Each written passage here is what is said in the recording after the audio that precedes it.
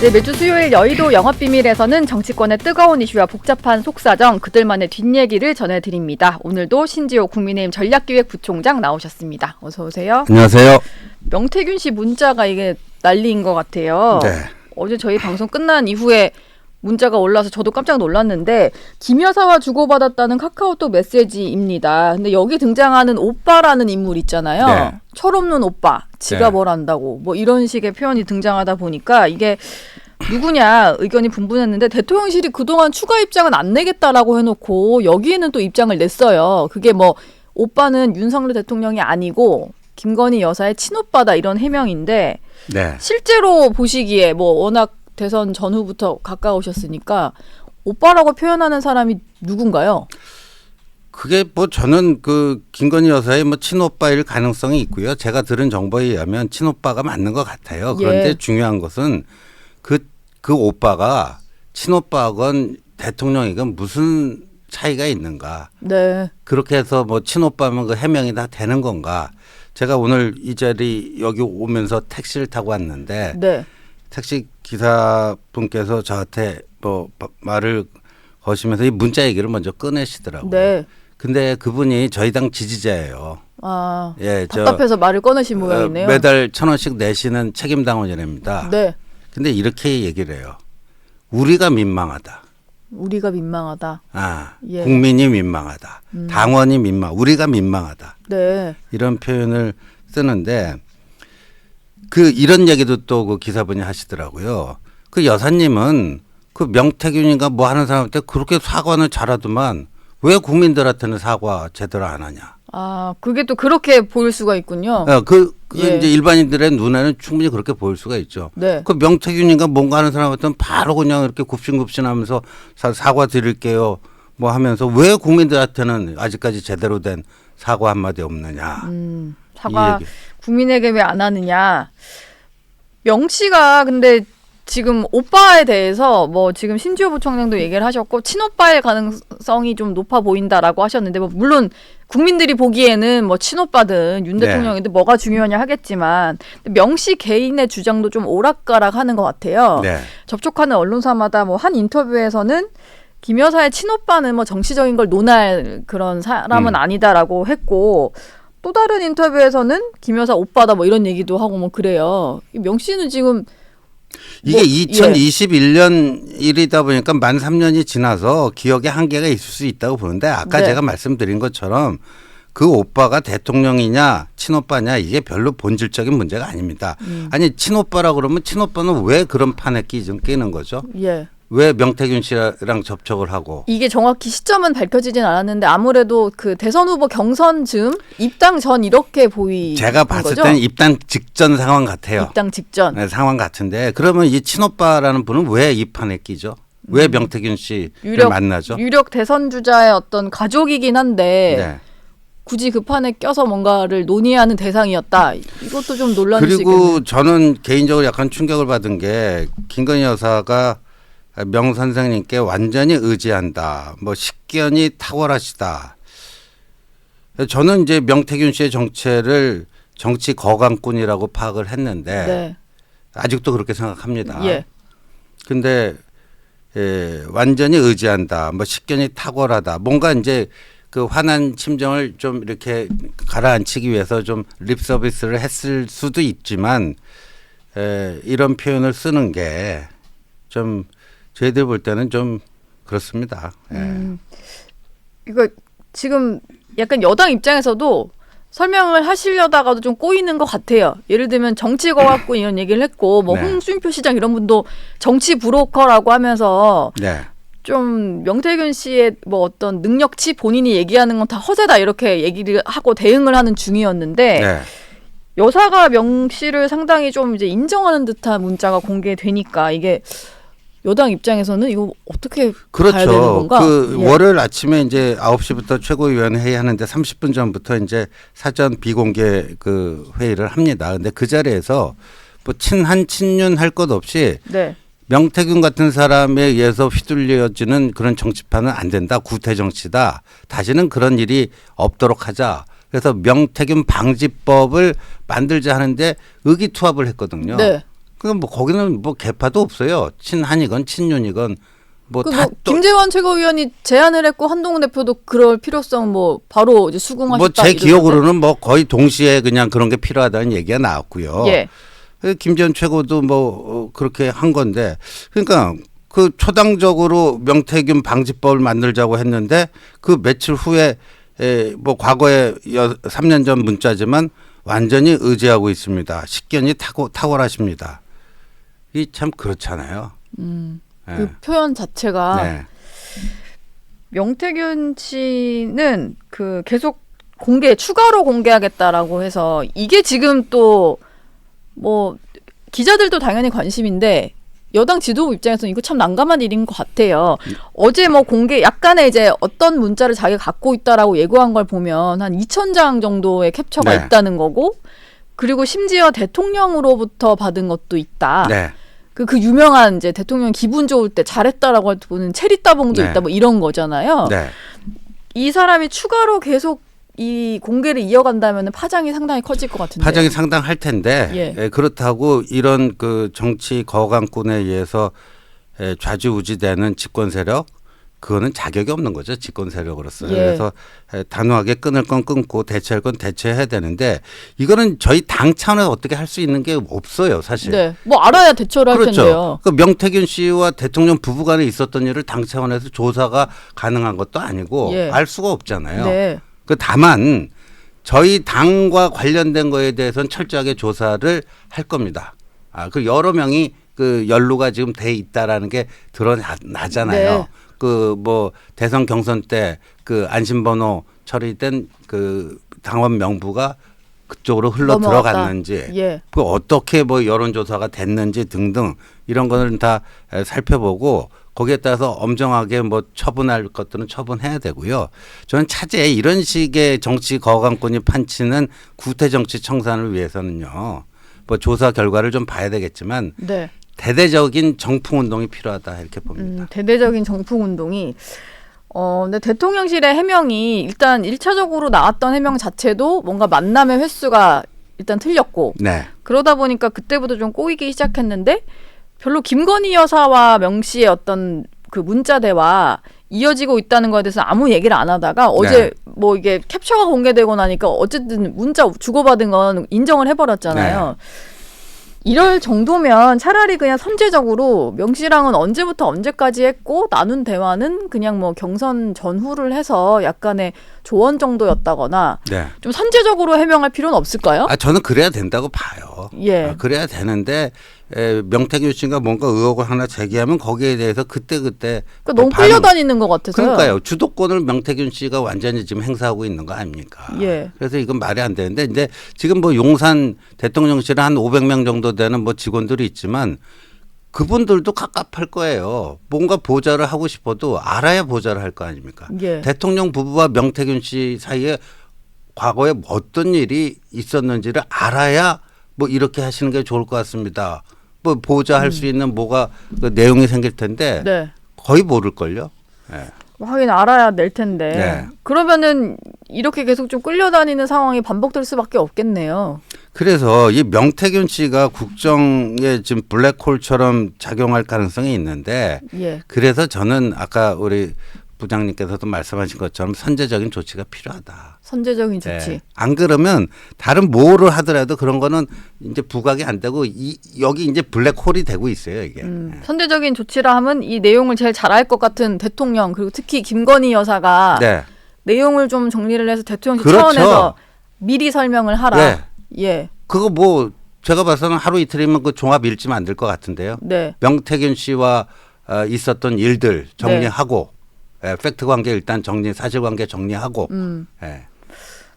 그러면은 좀 논란은 잦아들까요? 지금 사실 이게 보면 명 씨가 주로 주장하는 시기를 보면은 대선 후보가 되기 직전, 뭐 입당 전부터 해서 대선 후보가 되고 뭐 그 과정까지인 것 같아요. 그리고 네. 인수위 정도까지.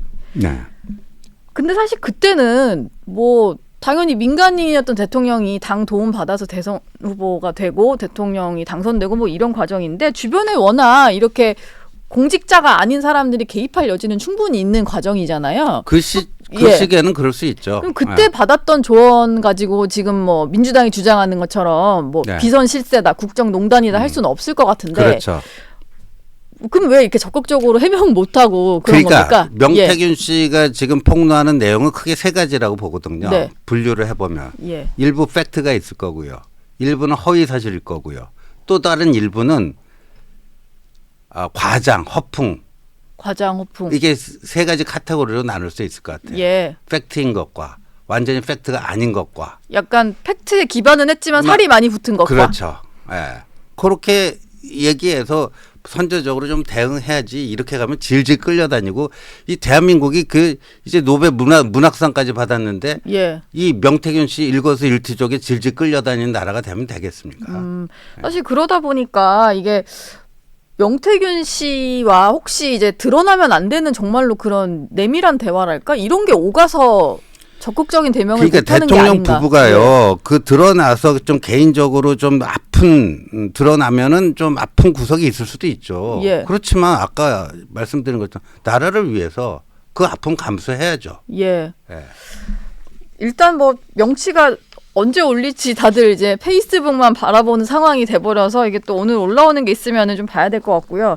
그 와중에 지금 이제 그 여권 내에서는 네. 7인의 공방이 좀 벌어졌습니다. 뭐죠? 7인의 공방이? 이게 그 김건희 여사가 뭐 명태균 씨 문자도 사실은 김건희 여사와 오간 것 때문에 지금 이 난리가 난 상황이고 그러다 보니까 어제 한동훈 대표도 본인이 말한 취지에서 대통령실 인적쇄신 얘기를 한 것 같아요. 네. 근데 뭐 한남동 라인이라는 얘기가 불거졌었잖아요. 네. 사실 뭐 한동훈 대표가 얘기한 것은 그냥 대통령실의 인적쇄신 정도였는데 그다음에 이제 김건희 여사 라인이라는 표현을 썼죠. 김건희 여사 라인이라는 표현을 썼고 그걸 가지고 이제 뭐 한남동 관절을 드나들면서 네. 보고를 하는 7명이 있다. 뭐 이니셜로 돌고 뭐 실명도 돌고 이런 상황이잖아요. 네. 일단 대통령실에서는 대통령 라인만 있다라고 하긴 했거든요. 그런데요. 실체는 뭡니까 이거는? 있죠. 예. 예. 그래서 이 한남동 라인이라는 표현은 제가 썼고요. 왜 여의도에서는 그렇게 쓰거든요. 예. 한남동 라인. 근데 뭐 7명이다 이런 숫자를 특정한 적이 없어요. 그건 채널A가 제일 먼저 7명이라고 한 것 또 같은데요. 저희가 특정을 했어요. 예. 그 채널A한테 물어봐야지 저희한테 물어보면 안 돼요. 언론에서 뭐 많이들 네. 한 7명 정도는 정리를 한 게 있어가지고 그런데 이 대통령실 고위 관계자가 대통령 라인만 있지 그 김건희 여사 라인은 없다 이렇게 잡아뗐잖아요. 예. 그런다고 그게 가려지나요? 예. 제가 그래서 네. 양정철 비서실장 박영선 국무총리 적극 검토설이 나오던 그날 4월 17일입니까? 그 네. 대표적인 사례 하나만 예시했을 뿐인데 저희들이 갖고 있는 사례는 무수히 많습니다. 그거 말고도 한남동 또 있어요? 라인에 예. 의한 뭐 농단이라고 할까? 그런 사례가 많습니다. 제가 직접 경험한 사례도 있습니다. 예. 그런데요. 저희가 이제 딱 대표적인 사례 하나만 이렇게 공개를 한 거예요. 네. 그러면 그 정도 시그널을 보냈으면 여기도 시그널이네요. 근데 예. 그 시그널을 보냈으면 그냥 대통령실에서 잘 처리를 하면 되죠. 예. 그거 뭐 아니다 하면 일이 더 커집니다. 아니다 하면은 그냥 처리를 안 하겠다. 인적 쇄신 대상이 없다. 뭐 이런 느낌이 약간 들긴 하는데 네. 그렇다면은 대표적인 케이스 하나만 까신 거잖아요. 네. 기다려보고 뭐 더 공개하실 의향도 있습니까? 이제 그런 일이 발생 안 했으면 좋겠습니다. 예. 그런 일이 발생 안 했으면 좋겠습니다. 이 정도 시그널을 보냈으면 네. 그리고요. 이 문제를 바로 잡아야지 당정 관계도 정상이 됩니다. 네. 이 한남동 라인이 득세를 하니까 용산 대통령실 내에서 가장 곤혹스러워지는 게 누구냐? 비서실장과 정무수석입니다. 공식 라인들이 공식 라인들이 해야 될 것들을 저 사람들은 잘 모르고 이게 우리가 진짜야. 네. 기자들한테 그런 식으로 막 언론 플레이를 하고 예. 그럼 그 사람들이 뭐가 돼요. 그리고 저희 당으로서는 그러면 그 실세는 따로 있으니까 실세하고 소통해야 돼요? 아니잖아요. 그렇죠. 공식 라인을 통해야죠, 당연히. 그렇죠. 예. 비서실장, 정무수석 이분들이 제대로 자기 직책에 맞는 기능을 해줘야지 당정 관계도 원활해집니다. 예. 그 김대남 전 행정관의 녹취에도 보면은 이 뭐 한남동 라인 얘기는 아닌데 비슷한 얘기인 것 같아요. 그 십상시라는 표현 등장하잖아요. 네. 그 여사가 쥐락펴락하는 이제 직원들이 있고 그 사람들이 실쓰고 겉으로 드러난 어떤 이제 고위 관계자들은 아니다 뭐 이런 얘기였는데 그럼 이것도 좀 실체가 있어서 하는 얘기인 걸까요? 저 그거 봤거든요. 예. 근데 김대남 씨 얘기 반은 맞고 반은 틀린 것 같아요. 반은 맞고 네. 반은 틀리다. 네. 이게 한남동 라인 얘기하니까 권성동 의원 같은 경우는 네. 뭐 실제로 7명을 뭐 파악해서 하신 얘기는 아닌 것 같은데 한동훈 대표 측의 도곡동 7인회 얘기를 했어요. 네. 근데 왠지 여기 신지호 부총장 여기 들어가실 것 같은데. 저요? 예. 도곡동에서 7명 모임 한 적이 없는데요. 저는 뭐 쭉정이나 보죠. 그럼. 예. 혹시 뭐 예. 오프라인 아니더라도 온라인 방 이런 거 있으신 아니 근데 거 아니에요? 권성동 예. 의원 본인이 뭐 한남동 뭐 7인방 하니까 자기도 그냥 패러디 한번 해봤다 예. 이러더라고요. 네. 그러니까 이게 허무 개그예요. 허무 개그. 허무 개그. 예, 패러디 뭐 한남동 7간신 뭐 이런 얘기가 뭐 어디 막 돌고 그러니까 자기도 그냥 그거 따라서 패러디 한번 해본 거다. 예. 그 허무 개그를 한 거예요. 그분이. 네. 그걸 저희가 뭐 다큐로 받을 필요가 있나요? 인적 쇄신 문제가 아무래도 다음 주에 독대 네. 이루어지면 거기서도 좀 나올 만한 이슈겠죠. 그렇죠. 예. 이게 왜냐면 명태균 씨는 아마 그 독대 이루어지기 전까지 적어도 몇 개의 어떤 대화나 이런 건 공개를 하지 않을까 싶은데 네. 가장 좀 시급하게 1순위로 올릴 만한 독대 이슈는 뭐가 있을까요? 결국 뭐 여사 문제라고 보고 예. 최근에 이제 한동훈 대표가 한 3가지 정도를 얘기를 했잖아요. 네. 활동 자제, 그다음에 그 여사 라인 인적 쇄신, 예. 뭐 이런 것들 얘기를 했으니까 네. 그런 것들이 주로 다뤄져야 될 거고요. 네. 꼭 여사 문제만 다루는 게 아니라 지금 의료 공백 이것도 여야 의정 사실 제가 이 자리에 나와서 그때 처음으로 얘기 들었지만 아니 대통령실 쪽에서 먼저 하자고 한 거예요. 네. 근데 지금 그거 아직 성사도 안 되고 있고 안 되고 있죠. 그 지금 시급히 해결해야 될 것들이 많이 있습니다. 예. 뭐 의제 제한 없이 그런 것들을 다 얘기하는 자리였으면 좋겠다는 생각을 갖고 있습니다. 근데 뭐 겉으로는 아니지만 뒤에서 오가는 말들을 좀 저희가 들어보면 이러다가 만나는 건 가능할까 싶은 생각인데 뭐 던져놓은 말 일이 있으니까 실제로 두 사람 간의 만남은 성사가 네. 되겠죠?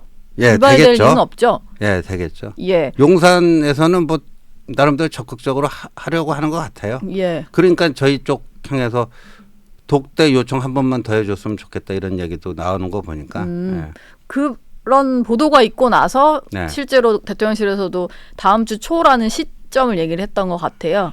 그 전부터도 그 전부터도. 그런 신호가 좀 오긴 왔었습니다. 예. 그 저희 쪽에서 또 한 번 더 좀 예. 제안을 해줬으면. 예, 그런 신호가 왔는데 저희는 저 대표가 독대 2번 요청해가지고 뭐 독대 스토커냐 뭐 이런 예. 비판도 받고 그랬는데 네. 뭐 그 2번 했으면 충분하지 뭐 또 할 필요는 없잖아요. 예. 어쨌든 뭐 진행은 되고 있는 것 같고 근데 이게 뭐 기자들이 쓰는 좀 표현이긴 합니다만 굳이 그 정치권에서는 독대란 표현 쓰는데 대통령실 같은 경우는 면담이라고 계속 얘기를 해서 네. 의미를 좀 다르게 보는 건가? 이런 해석이 나왔거든요. 저는 이걸 뭐 독대라고 뭐 독대냐 면담이냐 이런 게 이슈가 되고 정치 기사가 되는 것 자체가 비정상이라고 봅니다. 예, 언론이 좀 너무 과하게 아니 좀 언론이 해석했나 봐요? 아니고 예. 대통령실도 굳이 뭐 독대라는 단어를 언론이 다 쓰는데 굳이 다른 단어를 골라갖고 면담이라고 쓰고 그 과거에 제가 여기서도 얘기했지만 대통령과 여당 대표가 주례 무슨 요일 몇 시에 청와대에서 한다. 이거 다 공개적인 사항이에요. 예. 그건 다 1대1 적이죠. 네. 예. 근데 뭐 그걸 만나느니 많이 만날 때 뭐 누가 배석하느니 많이 이런 거 자체가 이슈가 되는 게 비정상입니다. 이거 자체를 집권 세력의 일원이라면 다 부끄럽게 생각해야 됩니다. 예. 사실 뭐 그 편하게 만날 수 있는 사이여야 된다라고 저희가 늘 얘기를 해오는 게 대통령과 여당 대표 간의 관계인데 사실 이 독대가 왜 이렇게 어렵나 싶을 정도로 힘겹게 좀 성사되는 분위기다 보니까 아무래도 두 사람이 만났을 때 어떤 식의 결과물이 나올 건가 여기에도 관심이 높잖아요. 네. 근데 지금 돌아가는 걸 보면 제2부속실은 이미 뭐 설치하기로 했다라고 해서 실제 어떤 물리적인 공간까지 준비가 거의 다 됐다라는 것 같고 네. 검찰에서는 그 도이치모터스 수사에 대해서 네. 수사심의 안 가고 그냥 검찰 내부 레드팀 만들어서 네. 결론 내겠다라고 했단 말이에요. 네. 뭐 독대 자리에서 풀어야 될 이슈 중에 두 가지가 이미 좀 이런 식으로 해결이 돼버린 상황이라 만나서 그럼 또 어떤 추가적인 얘기를 해야 될까요? 그러니까 저는 그저께인가요? 그 용산 대통령실에서 그 한동훈 대표와의 만남이 다음 주 초에 있을 것 같다. 비공식으로 이렇게 브리핑을 했더라고요. 네. 근데 그거 딱 듣고 첫 번째 생각한 게 왜 하필 다음 주 초? 왜 하필 다음 주 초? 예. 이번 주는 뭔데? 오늘 보궐선거. 그리고 오늘 그 중앙지검에서 레드팀 불러다가 최종 처분 어떻게 할 것인지 회의한다면서요. 네. 그리고 내일쯤 그 결론을 내는데 많은 언론의 지금 전망 기사가 불기소 처분할 것 같다. 예. 그리고 금요일에 중앙지검 국회 법사위 국정감사 받고 그런 거 다 해놓고 나서 한동훈과의 만남을 하겠다. 이런 식으로 순서를 짠 거라면은 네. 그 독대가 됐던 뭐 면담이 됐던 그 만남의 의미가 퇴색될 수밖에 없다. 제가 어제 그런 발언을 했습니다. 이게 뭐 만나기 전에 뭔가 빨리빨리 그냥 문제가 될 만한 것들은 처리를 네. 해놓고 만나는 거는 진짜 그냥 만나는 거에만 의미가 있는 이런 느낌이 돼버리는 뭐 거죠. 사진 찍으려고 만나는 건 아니잖아요. 예. 네. 알겠습니다. 뭐 혹시 한동훈 대표가 아까 저희 둘이 얘기했던 그 부분 있잖아요. 명태균 씨와 관련한 선제적인 어떤 대응? 네. 이런 거를 좀 한 대표가 제안할 가능성도 있을까요? 그 가능성도 있다고 봐야 되겠죠. 예. 일단 오늘 뭐 보궐선거가 중요하니까 예. 끝나고 뭐 오늘 내일 중으로 또 뭐 관련된 뭐 한동훈 대표의 어떤 코멘트가 있을 가능성도 있어 보입니다. 예. 알겠습니다. 재보궐선거 분위기는 좀 어떤가요? 예, 저기 부산 금정이 조금 그 각축전인데 네. 막판에 어제 그 대표가 뭐 저 장동혁 최고위원, 김종혁 최고위원 다 같이 내려가서 밤 12시 직전까지 거리 유세를 도보 유세를 했습니다. 아, 선거운동을 할 수 있는 가장 늦은 최후의 순간까지 최후의 하셨군요. 순간까지 해서 아마도 부산 금정 시민분들께서 그런 진정성을 조금 평가해 주시지 않을까 생각합니다. 예. 지금 국민의힘 윤희련 후보와 네. 민주당 김경지 후보, 조국혁신당과 단일화한 두 사람의 어떤 2파전 양상인데 네. 좀 봐야 될 것 같습니다. 이재명 대표가 이제 재보궐 선거를 이제 정권 심판으로 프레임을 잡고 네. 엄청 열심히 다녔는데 어제는 이제 재판 때문에 좀 늦었다 뭐 이런 네. 식으로 좀 글만 올렸더라고요. 뭐 선거 결과에 따라서 이재명 대표 리더십에도 좀 영향이 있을 수 있다는 말이 나오잖아요. 그래서 지금 그 야권에서 그 금정 선거에서 내걸고 있는 게 뭐예요? 제2의 정권 심판 아닙니까? 네. 총선에서 정권 심판 했는데 아직까지 정신 못 차리고 본인들이 심판 당한지도 모르고 있고 예. 바뀐 게 아무것도 없다. 그러니까 회초리 또 때려야 된다. 네. 이번 금정 보궐선거를 통해서 그렇게 해 주십시오. 하는 게 지금 야당의 선거 전략이거든요. 예. 그러니까 지면 안 돼요, 정말. 예. 그런 점에서도 네. 만약에 그 민주당 김경지 후보가 당선이 되면 그런 그 이재명 대표의 주장에 금정 국민들이 손들어줬다. 이렇게 해석이 될 거 아닙니까? 네. 근데 지금 뭐 돌아가는 분위기상을 보면 네. 이게 여사와의 문자가 공개된 거나 이런 건 좀 보수의 낙지 아닌가요? 그래서 어제 이 문자가 터지고 이게 금정 그 표심에 어떤 영향을 미칠까 생각했더니 양쪽 가능성은 다 있어요. 예. 저희 쪽 지지자들이 그냥 널브러질 수 있겠다. 이건 또 뭐냐. 진짜 짜증난다. 꼴 보기도 싫다. 네. 나 투표도 안 하겠다. 아예 안 나갈 수 있다. 투표장에. 그렇게 될 수도 있고 또 다른 측면으로 생각하면 야 이러다가 이거 큰일 날 수도 있겠구나. 보수가 또 망하겠다. 예, 해서 그러니까 뭐 예. 정권의 안위를 넘어서 이 보수 정치의 존망이 뭐 위태로운 상황까지 갈 수도 있겠다라는 그 위기 의식을 느꼈으면 예. 더 적극적으로 투표장에 나갈 수도 있을 거고요. 근데 한동훈 대표가 총선 패배 패장인데 당대표 전당대회에 또 나오는 거 가지고도 말이 많았잖아요. 네. 근데 물론 이게 기초단체장을 뽑는 선거이긴 합니다만 한 대표가 만약에 패배를 한 곳이라도 하게 된다면 좀 리더십에 타격이 있지 않을까 이런 해석들도 나오는데요. 그 없다고 그러면 거짓말이죠. 예. 그리고 당내에서도 문제 제기가 있을 거고요. 예. 예. 근데 뭐 책임지고 뭐 물러날 그런 정도는 아니라고 보시죠?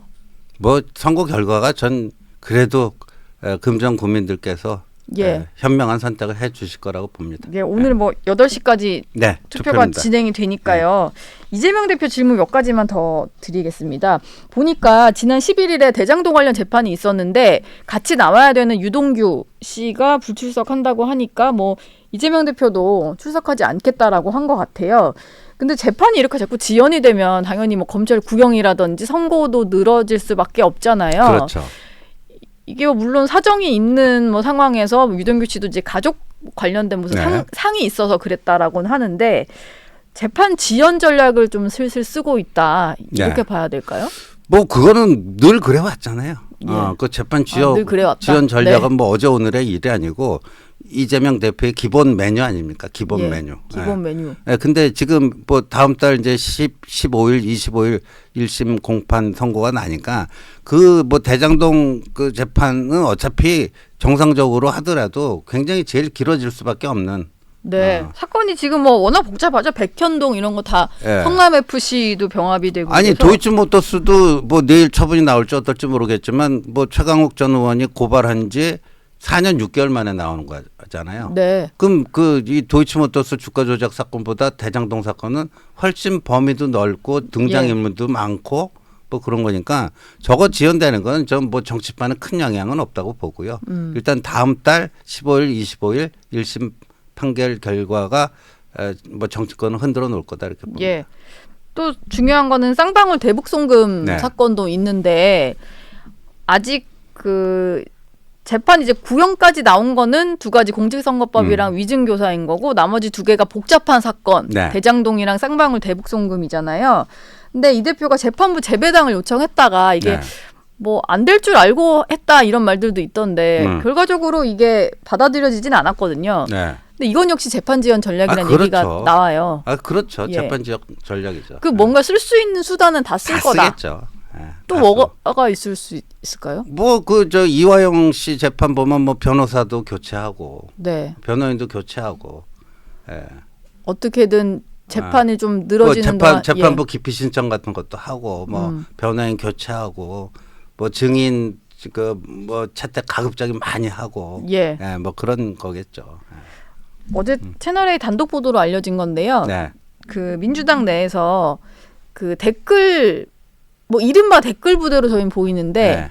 민주당의 어떤 댓글 우호적인 여론 같은 것들을 조금 전파할 수 있는 네.